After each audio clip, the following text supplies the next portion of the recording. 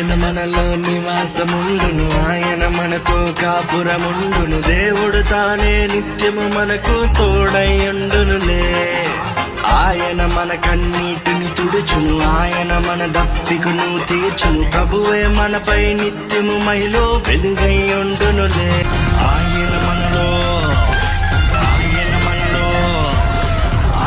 మనలో నివాసముండును, ఆయన మనతో కాపురముండును. దేవుడు తానే నిత్యము మనకు తోడై ఉండునులే.